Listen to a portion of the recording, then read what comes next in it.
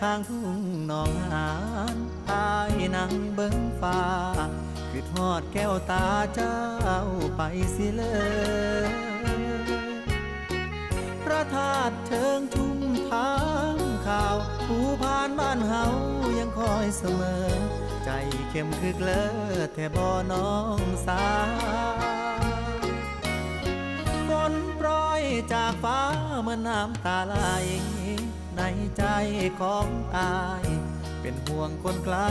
บ่มีข่าวคราว